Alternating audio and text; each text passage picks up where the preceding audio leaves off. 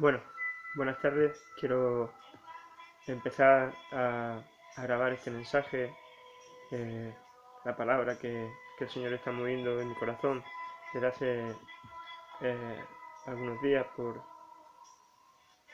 teniendo como trasfondo la situación global, la situación mundial, que sin duda es un poco extraña. Y me gustaría empezar leyendo un texto del fundador de, del centro de desintoxicación donde yo conocí a Jesús.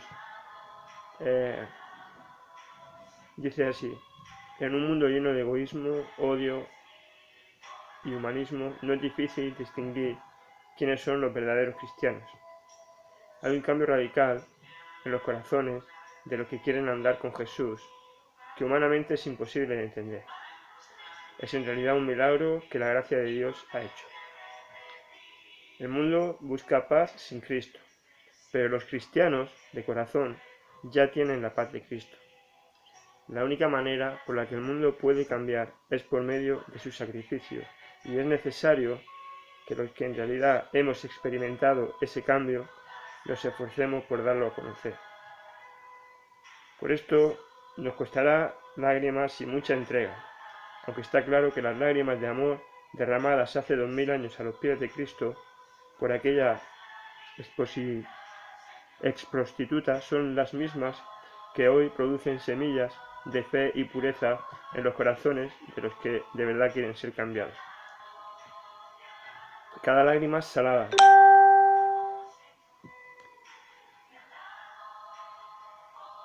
cada lágrima salada que cae de ojos cargados con el amor de Dios tendrá su fruto, y eso está comprobado. En nuestra intención, concluía, que este trabajo, que esta misión, que este mensaje, que esta grabación, grabada con sencillez y amor, pueda transmitir al corazón de sus oyentes el deseo de conocer a Cristo tal y como nosotros hemos llegado a conocerle, y aún más.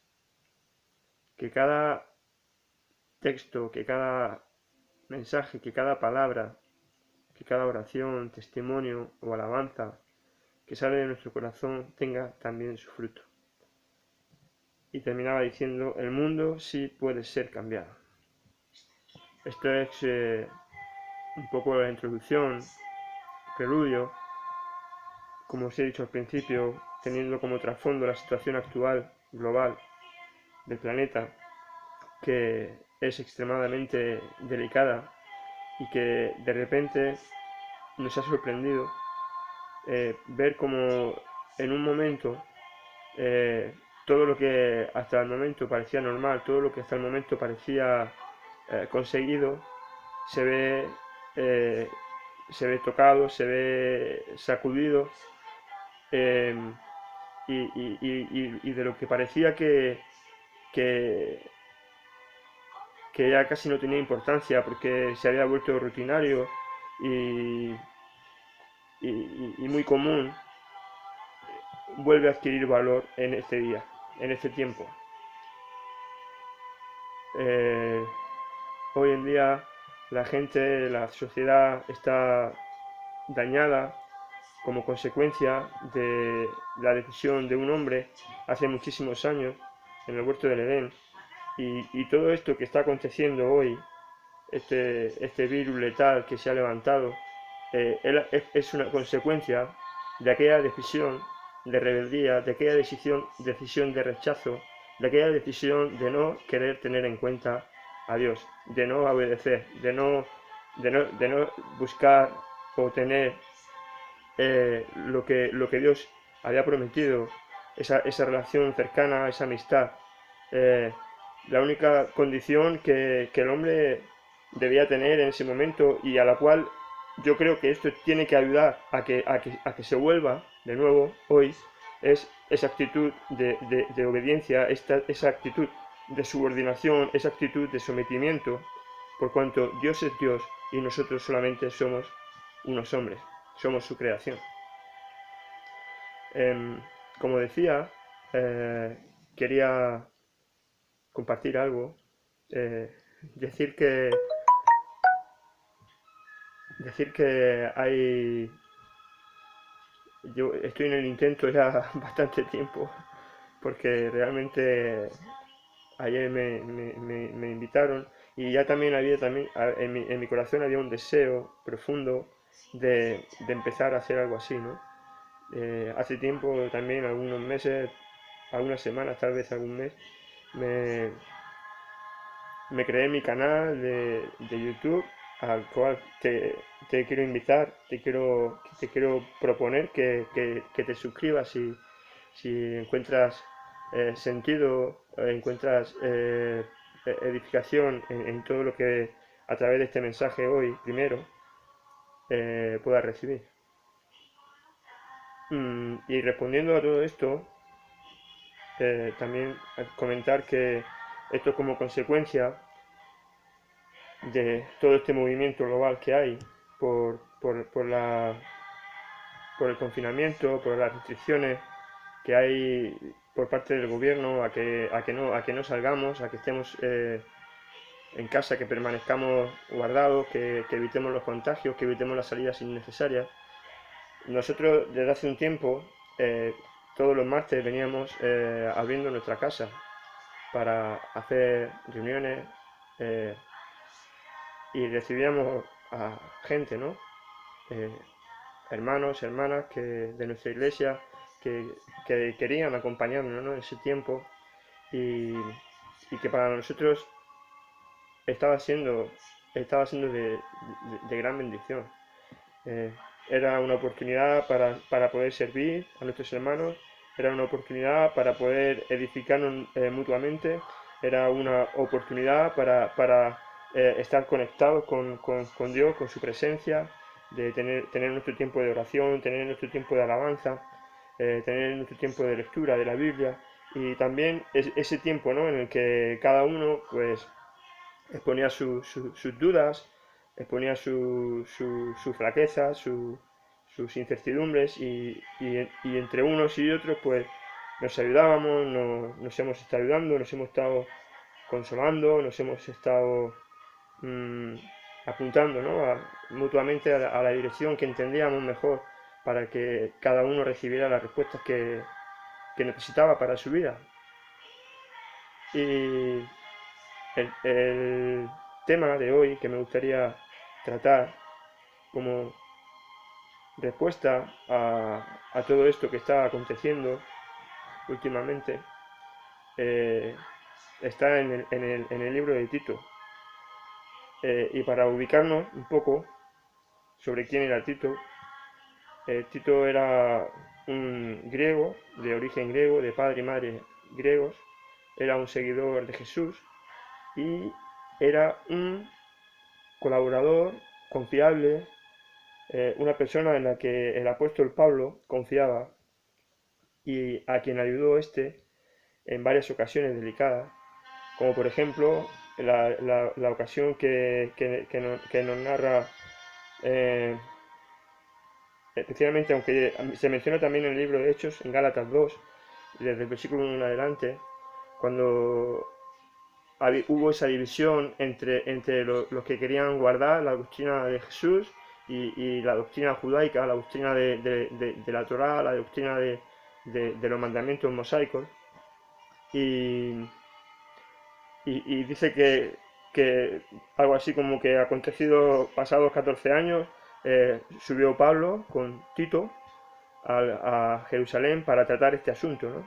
Y nos lo describe un poco también en el libro de Gálatas. También hay una situación de dificultad en la que Tito ayudó a Pablo en la iglesia de Corinto y también se menciona en la segunda carta de Timoteo, cuando, cuando también Tito fue enviado por Pablo a tratar un asunto delicado. Tito era como, en parte, y que no siente mal, era como aunque bueno, eso también refleja un poco la actitud de todos los cristianos, ¿no? Era como el chico de los marrones, ¿no? El chico que siempre iba a dar la cara, ¿no? El chico que siempre tenía la responsabilidad entre él, Timoteo y otros colaboradores de Pablo, como fueron aquí, Aquila, como fueron Silas, como fueron Bernabé u otros, porque tuvieron la difícil misión de fundar en las casas de los creyentes las iglesias primitivas, ¿no? A partir del libro de Hechos, a partir de la resurrección de Jesús, pues la gente como que empezó a sentirse atraída gracias al trabajo misionero de los apóstoles, al trabajo misionero de los seguidores de Jesús y especialmente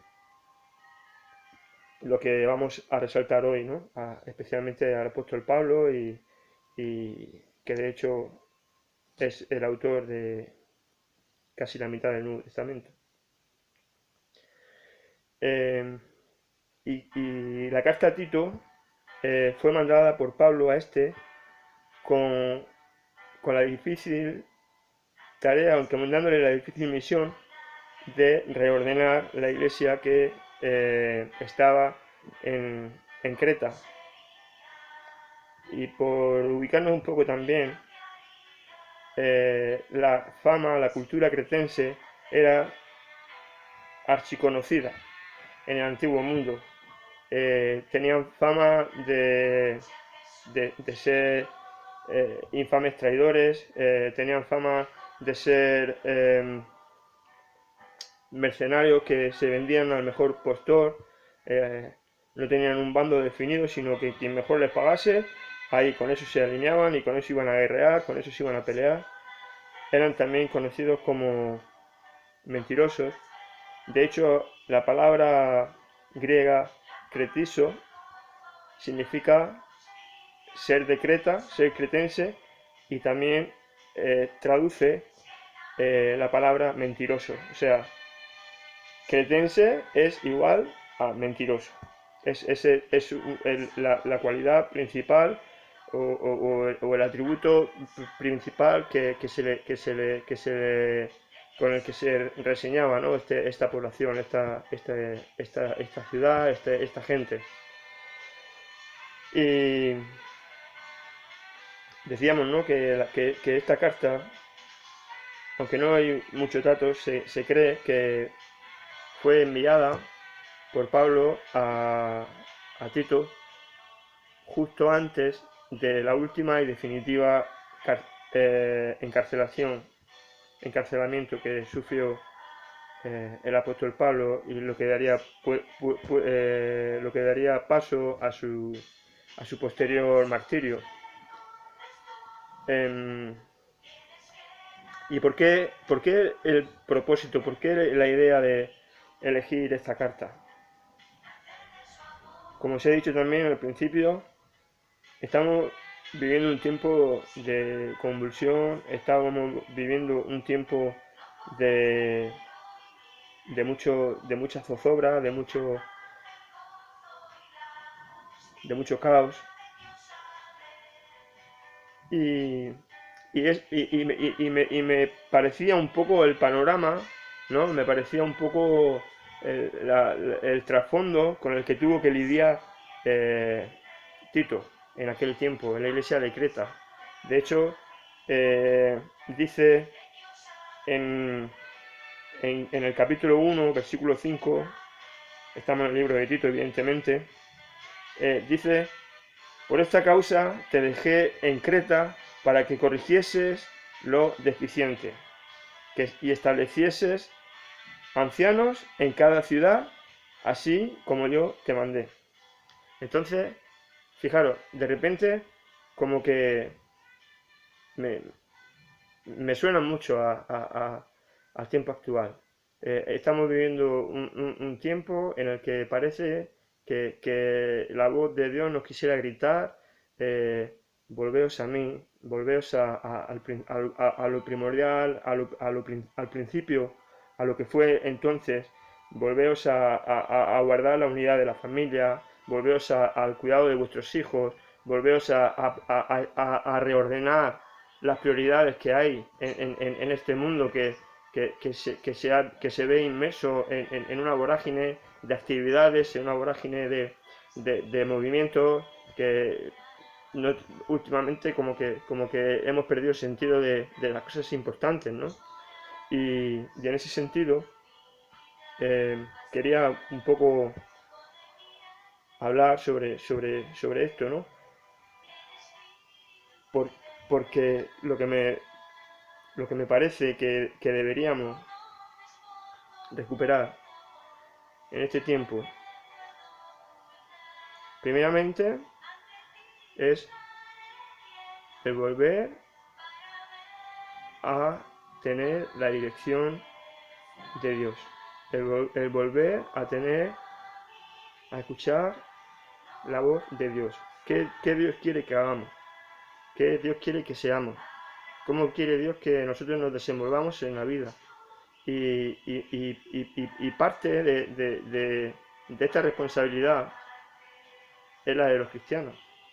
Es tu responsabilidad y es mi responsabilidad como cristianos, por cuanto reconocemos, por cuanto nos autoproclamamos o hemos recibido el nombre, ¿no? de hijos de Dios. Y es importante, es muy importante, que desde una perspectiva clara, desde una perspectiva concisa, desde una perspectiva contundente, nos volvamos a lo que Dios quiere que hacernos entender. Y esto tiene que ver mucho con lo que estamos mirando, ¿no? Con lo que estamos mirando sobre la historia de Tito y de la iglesia en Creta. Dice los historiadores que Creta, bueno, geográficamente es una isla griega que está en el Mediterráneo y que tenía mucha conexión, ¿no? con muchos puertos.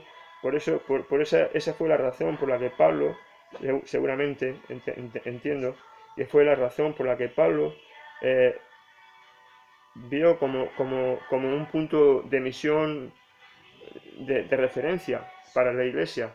¿Por qué? Porque se juntaba gente de muchas naciones, se juntaba gente de muchos pueblos y en consecuencia el mensaje, la palabra, el evangelio iba a ser más fácilmente, eh, eh, ¿cómo se dice? Llevado, ¿no? Iba a ser más fácil exportado a otras naciones. Y, pero, ¿cómo era la población de Creta? ¿Cómo eran los cretenses? Hemos dicho, ¿no? Que de hecho hace referencia también en el versículo 12 del capítulo 1 a Epiménides, que era un poeta griego del siglo VI a.C., a quien Pablo llama profeta y dice, leo, versículo 12 del capítulo 1, uno de ellos, su propio profeta, dijo, los cretenses siempre mentirosos, malas bestias, glotones ociosos. Dice, este testimonio es verdadero, por tanto, repréndelo duramente para que sean sanos en la fe. Y entonces imaginaros, ¿cómo se veía ese mundo entonces? ¿Cómo se veía esa ciudad? ¿Cómo se veía la población de Creta? Y si somos honestos, o bueno, yo personalmente he de decir que veo esa semejanza, ¿no? En el mundo actual. Veo ese mundo caído, veo ese mundo lleno de violencia, veo ese mundo inmoral, ese mundo lleno de traición, lleno de odio, lleno de egoísmo, como leíamos al principio. Eh, y me recuerda mucho, ¿no? Me recuerda mucho a la situación actual, a cómo estamos hoy y cómo Pablo vio la necesidad de hacer un movimiento, de dejar a Tito allí en la isla de Creta. No sé si lo dejó o lo envió, pero bueno, el caso es que eh, aquí dice que por eso te dejé en... por esta causa te dejé en Creta. Hemos leído antes, versículo 5. Eh, pero tal vez fue enviado, yo no sé. Creo que eso no es lo importante ahora. La cuestión es que sobre la necesidad que vio Pablo de hacer ese movimiento, la necesidad que vio Pablo en ese tiempo de corregir, como hemos dicho ahora, a lo deficiente, y tal vez esa es la voz que recibimos hoy. Tal vez no. Estoy convencido de que esa es la voz que Dios quiere transmitirnos hoy. Es un llamado a corregir lo deficiente. Porque ahora de repente, mucha gente que debería ser un testimonio un ejemplo de santidad. Ahora vamos a leer unos versículos. Vamos a leerlo ahora. Porque Pablo quiso resaltar cuáles eran las cualidades, cuáles eran los atributos, cuál era el carácter que tenía que buscar en las personas que Tito debía elegir para representar el Evangelio, para representar el amor de Dios, para representar la gracia de Dios, para representar el valor, la influencia del Espíritu Santo. Y dice, leo, capítulo 1, versículo 6, dice, el que fuera irreprensible, fijaros, dice irreprensible. Irreprensible significa que no se puede reprender, que no se puede condenar, no hay fallo, no hay error, no hay nada que pueda ser digno de juicio, no hay nada que pueda ser menospreciado de su vida. Dice, marido de una sola mujer y tenga hijos creyentes que no estén acusados de disolución ni de rebeldía.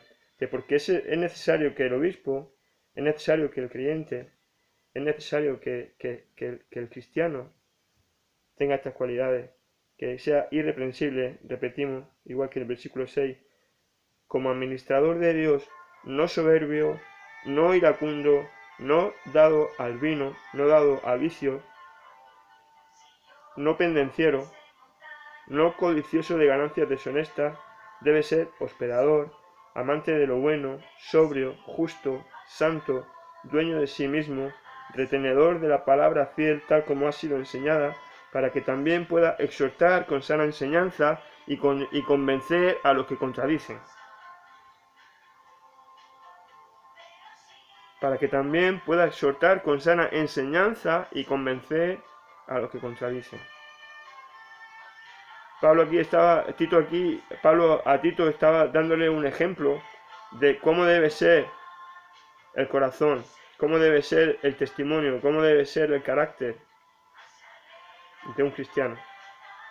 Y aunque aquí bien que menciona en el versículo 7 la palabra obispo, que significa representante o supervisor, tú que no tienes un cargo en la iglesia o que acabas de conocer a Jesús o que a lo mejor aún no estás tomando la decisión de acercarte a Dios, de reconocer a Jesús como tu Señor y Salvador y recibir el galardón, de recibir el don de la vida eterna, también esta palabra es para ti. También esta es la forma en la que tú tienes que aprender a conducirte en tu vida. También esta es la manera en la que nosotros, todos los habitantes de este planeta, tenemos que aprender a vivir. Me gusta cómo empieza Pablo, versículo 1, este libro, porque se presenta como siervo. Y Pablo era apóstol, él sabía que tenía una autoridad. De hecho, hay por ahí alguna de las cartas en las que se cuestionó la autoridad de Pablo y como que se molestó, ¿no? Porque es a los Gálatas que dice, mira, yo soy apóstol, no por mandamiento de hombre, ni por hombre, sino porque Dios me lo dio, Dios me dio esa responsabilidad, Dios me dio ese ministerio. Dios me envió a predicar, Dios me envió a testificar del sacrificio de Jesús, de la necesidad que el hombre tiene de tener un Salvador. Esa necesidad sigue vigente hoy, para todos, para todos. Y si estás en la posición en la que ya has conseguido ese reconocimiento, si estás en la posición en la que ya has obtenido esa gracia inmerecida, como también vamos a leer después en el capítulo 3, tienes que mantenerlo, tienes que atesorarlo, tienes que cuidarlo, porque la tentación está ahí, está a la vuelta de la esquina, en cualquier momento puedes deslizar, en cualquier momento te puedes caer de esa gracia. Y me gusta, como decía, cómo se presenta aquí el apóstol Pablo. Se presenta como un siervo. Dice también apóstol, pero primero dice siervo de Dios y apóstol. No dice apóstol y siervo de Dios. Primero se presenta como un siervo. Y como un siervo, como un sirviente. La misma palabra que es en griego doulos se usa en el versículo 1 y en el versículo 9 del capítulo 2, donde dice exhorta a los siervos. Y lo que decíamos antes, el siervo representa una vinculación, el siervo representa una subordinación, el siervo representa una sujeción, es un esclavo, no es un mero sirviente, no es un mero camarero, es un esclavo, es un subordinado. Y aunque Pablo reconocía sabía que tenía esa autoridad puesta por Dios como apóstol, él se reconoce a sí mismo como siervo. Y esto me hace venir de repente las palabras de Jesús. Cuando los discípulos empezaron a altercar entre ellos de quién será el más importante y quién va a tener más reconocimiento y quién se va a sentar en la silla más grande o quién iba a tener más autoridad en el reino de los cielos. Y Jesús les dijo, mira, ¿sabéis qué? Que el que quiera ser el mayor entre vosotros sea el que sirva, sea el servidor de todos. Y Pablo sabía que tenía esta autoridad puesta por Dios, como tú, tal vez como líder, como apóstol, tal vez como pastor, tal vez como anciano. No sé cuál es tu posición en la iglesia, pero tienes una responsabilidad. Tienes una responsabilidad, que es que el amor que tú recibes del Padre, darlo a sus hijos. O sea, recibes el amor de Dios y das el amor de Dios. Y pensaba un poco en todo esto, ¿no? Porque ahora de repente parece como que todo el mundo tiene ideas, todo el mundo necesita encontrar alguien a quien culpar de toda esta situación. Y el otro día hablaba con un hermano y se lo decía, digo mira, ¿sabes? Ahora te metes en las redes sociales, yo las que más uso es YouTube porque hace tiempo que decidí no tener Facebook, y WhatsApp, son las que más uso. Y de repente te ves con una lluvia de opiniones, con una lluvia de comentarios, con una lluvia de preguntas que, que, que, que no se están respondiendo, tal vez porque no se tiene la respuesta, tal vez porque porque la gente no acababa de entender en base a qué tengamos que responder a esta situación. Y me gusta mucho, también el libro de Tito hace referencia a la sana doctrina, a la enseñanza saludable, a la enseñanza que voy a leer, como dice en el capítulo 3, versículo 4 al 7, dice: pero cuando se manifestó la bondad de Dios, nuestro Salvador, y su amor para con los hombres, nos salvó, no por obras de justicia que nosotros hubiéramos hecho. Esto quiere decir que nosotros no merecemos que Dios derrame su gracia en nosotros. Lo hizo porque nos ama, lo hizo porque te ama, porque me ama. Dice, sino por su misericordia. Dice, ¿y cómo lo hizo? Por el lavamiento de la regeneración y por la renovación. Fijaros, usa la palabra lavamiento, regeneración y renovación. Habla de un ser nuevo, de una creación nueva y una renovación en el Espíritu Santo. Dice, el cual derramó en nosotros abundantemente. No tengas dudas.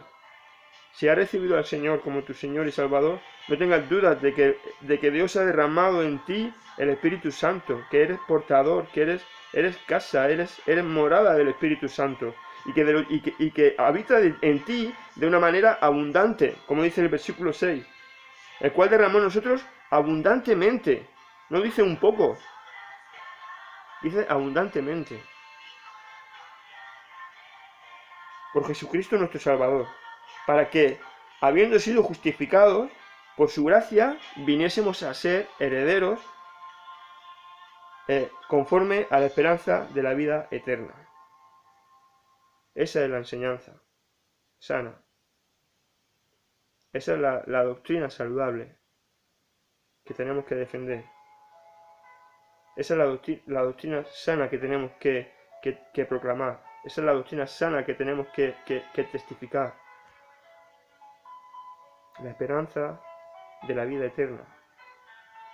Pero no con la expectativa o proyectando nuestra mente al tiempo que ha de venir en la eternidad, cuando el Señor nos recoja en su reino, sino al estilo de vida que tú y yo tenemos que promover, que tú y yo tenemos que impulsar, que tú y yo tenemos que proclamar. Una vida, como hemos leído antes, también podemos leer en el capítulo 2 entero. Dice, pero tú hablas lo que está de acuerdo con la sana doctrina. Que los ancianos sean sobrios. Aquí hace como una distinción. Antes hablaba de los obispos, ahora habla de los ancianos. Pero está hablando al creyente, está hablando a la iglesia. Está hablando a ti y me está hablando a mí. Que los ancianos sean sobrios, serios, prudentes, sanos en la fe, en el amor, en la paciencia. Que las ancianas asimismo sean reverentes en su porte, no calumniadoras, no esclavas del vino, maestras del bien, que enseñan a las mujeres jóvenes a amar a sus maridos y a sus hijos. Amar también implica cuidar. Amar también implica proteger. Amar también implica quitarte de lo tuyo y dárselo a alguien. En este caso está hablando de tu entorno, de tu casa, de tu comunidad, de tu iglesia. Dice, a ser prudentes, castas, cuidadosas de su casa, buenas, sujetas a sus maridos. ¿Para qué? Para que la palabra de Dios no sea blasfemada. Porque señores, seamos honestos. Hoy, por desgracia, por tanta confusión, por tanta vana palabrería, por tantos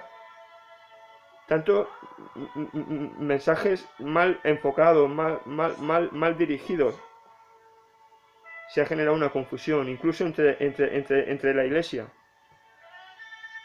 que nosotros, responsables de representar el amor de Dios, tenemos que corregir. Es esa parte deficiente de la que leíamos al principio. Es esa parte que nosotros tenemos que corregir, es esa parte que nosotros tenemos que influenciar. Empezando desde nosotros mismos, primeramente para mí, primeramente para ti, para tu vida, para nuestra vida. Y extrapolarlo a nuestras familias, extrapolarlo a nuestra sociedad, extrapolarlo a nuestros trabajos, extrapolarlo a los gobiernos si no fuera posible. Un ejemplo de ciudadanía impoluta. Ciudadanía impoluta. Como dice en el capítulo 3, versículo 1, dice: recuérdales que se sujeten a los gobernantes y autoridades, que obedezcan, que estén dispuestos a toda buena obra, que a nadie difamen, que no sean pendencieros sino amables, mostrando toda mansedumbre para con todos los hombres.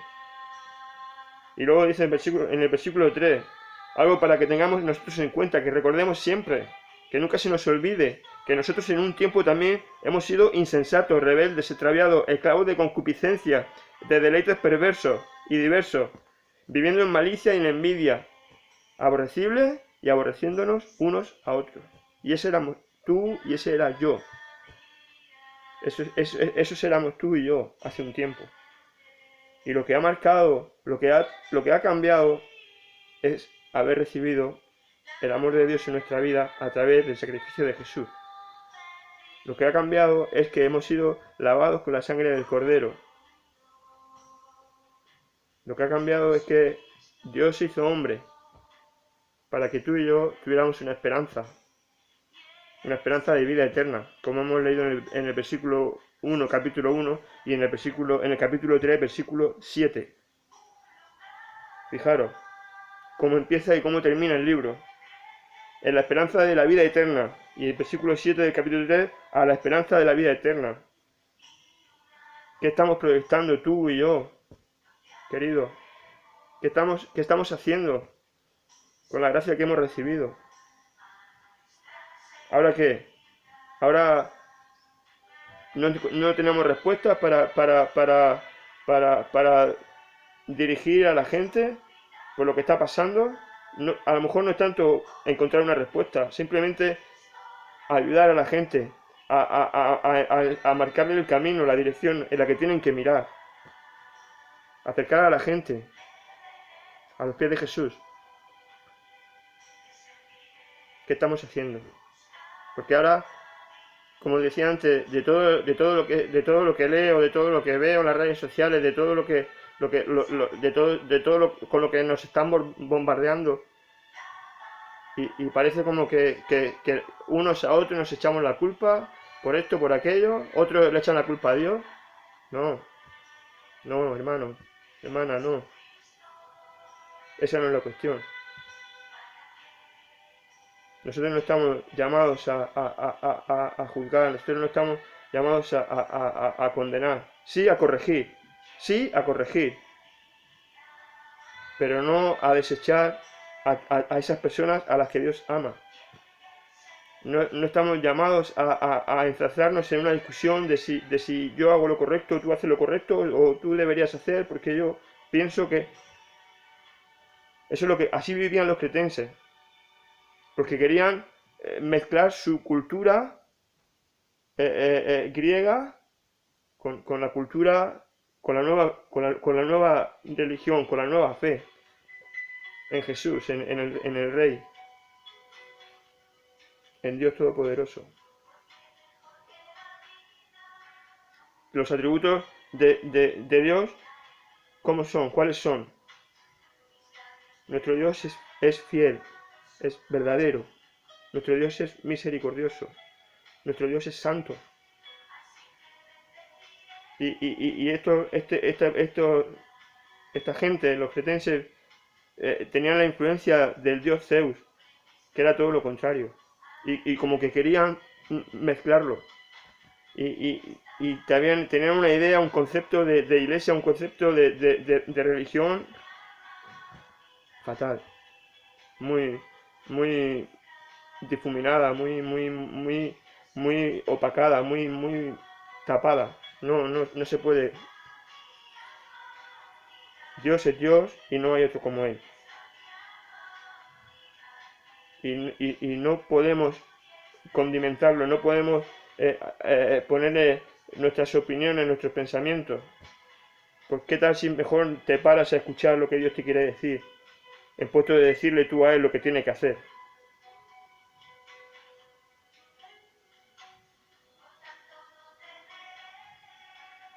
Bueno, se me está yendo el tiempo y creo que eh, hemos recibido algo para que nos haga meditar.